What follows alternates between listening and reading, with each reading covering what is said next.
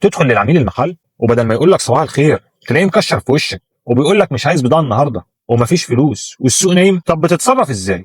بتقلب وشك وتمشي وتضيع تارجتك؟ المندوب التقليدي بيقعد يترجى العميل ويقول له عشان خاطري خد الفاتوره دي بس عشان اقفل التارجت. لكن القناص بيعمل حركه صايعه، بيسيبه من البيع خالص وبينزل بعينه على الرف وعلى المستودع وبيدخل للزبون يقول له يا ابو فلان انا مش جاي ابيع لك بضاعه النهارده، انا جاي اشوف الاستوك اللي عندك. الصنف ده حركته سريعه ومكسبك منه كذا، والصنف التاني ده مركون عشان معروض غلط، تعال ننقله في الواجهه ونعمل عليه حركه عشان يفضي لك مكان في الرف. هنا التاجر بيفهم انك مش جاي تلم فلوس وتجري، انت جاي تكسبه وتتحرك معاه في السوق. اول ما يحس انك شغال لحسابه درج المكتب بيتفتح والكاش بيطلع بسهوله، لانك ببساطه كسبت ثقته الاول قبل ما تاخد فلوسه. وعشان تعرف ازاي تفكك اي اعتراض من العميل وتحله بكل سهوله وتقفل البيع صح، عملت لك الخلاصه في دليل خريطه طريق القناص، الرابط في اول تعليق. وعشان ما تبقاش مندوب تقليدي وتتفاجئ اول ما